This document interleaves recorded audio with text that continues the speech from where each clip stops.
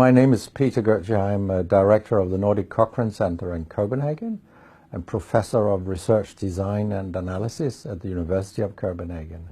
2 years ago, I found out that our prescription drugs are the third leading cause of death after heart disease and cancer. Our drugs kill around 200,000 people in America every year, and half of these people die while they do what their doctors told them. So they die because of the side effects. The other half die because of errors. And it's often the doctors that make the errors, because any drug may come with 20, 30 or 40 warnings, contraindications, precautions and so on. No doctor in the world knows about all this. So they give patients drugs that they should not have given them, that interact dangerously with other drugs or food items or so on. And then the patients die. That's the other half. So the other thing I found out 2 years ago was that much of what the drug industry does fulfills the criteria for organized crime in US law. And they behave in many ways like the mafia does. They corrupt everyone they can corrupt. They have bought every type of person, even including ministers of health in some countries. So there is a huge amount of corruption. In my country, for example, Denmark, we are regarded as having very little corruption. But yet we have thousands of doctors on industry payroll, although we are just 20,000 doctors. So this is an effective kind of corruption. The drug industry buys the professors first, then chiefs of department, then other chief physicians and so on. They don't buy junior doctors. So when several thousands are on industry payroll, it's really, really bad.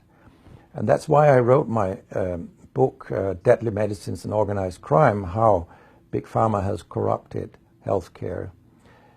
I hope to convince patients not to take so many drugs, because so many die from the drugs they take. In my country, people take so many drugs that every single citizen can be in treatment with 1.5 drugs from they are born till they die. This is incredible. And drugs are not that helpful. And they kill very many of us. We know that. That's why drugs are the third major killer after heart disease and cancer. So what we need in the coming years is to take far fewer drugs than what we do currently. If we did that and we were careful, then we could live longer and live better lives. Because drugs have many side effects, and patients often don't realize that when they become worse, that it could be a side effect of the drug, which they continue taking because that's what their doctors tell them. So when I was a specialist in internal medicine, what I very often did was that I stopped a lot of drugs, particularly in elderly people, and it's quite revealing to see a bedridden elderly person come into your ward, and when you stop the drugs, I mean, that person becomes many years younger. And many of these drugs affect the brain, and old people tolerate that very, very badly. They fall, and when they break a hip, 1/4 of them die. And for example, antidepressant drugs are used in more than 10% of our elderly. And they seem to kill 3% of them every year. I mean, if 100 old people take an antidepressant for 1 year, 3% of them will die because they fall and break their hip. This is a huge death rate. So a lot of other drugs than antidepressants also make people fall and kill them. And they may affect your cognition, your memory and all these things. And then they interact in ways that we know almost nothing about.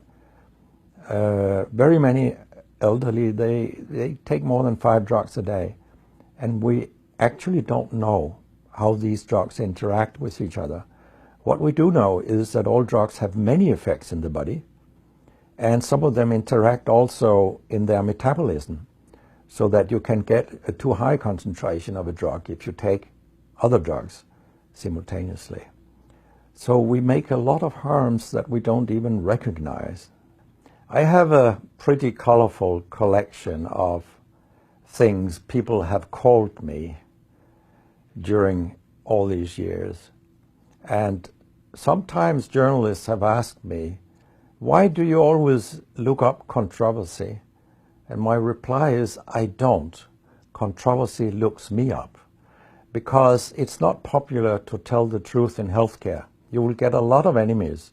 Because a lot of people make money on false premises. Doctors and industry alike. And our drug regulators and our politicians, they are on board on this wagon. So very few people are independent of money in healthcare. And of course, I have attacked a lot of holy cows during my career, and people have screamed loudly. In a French journal, I was called a statistical masturbist because I showed with statistics that mammography screening didn't work and things like that. And I was even accused of scientific misconduct by the Association of the Danish Pharmaceutical Industry, which was completely ludicrous. It was harassment from beginning to end.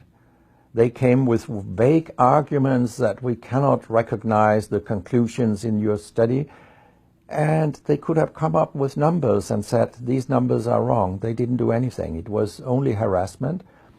It lasted 18 months, I think, the whole thing. And then when we were acquitted, I made sure that this nasty behavior was described in the British Medical Journal. So after that, they haven't come so much after me, the Danish drug industry. And when my book about organized crime came out, they just lied about it, as they always do. That my examples were old, they went back 90 years and so on. But, you know, where I demonstrate that what the 10 biggest companies do is organized crime, these examples, they were from within the last 10 to 15 years.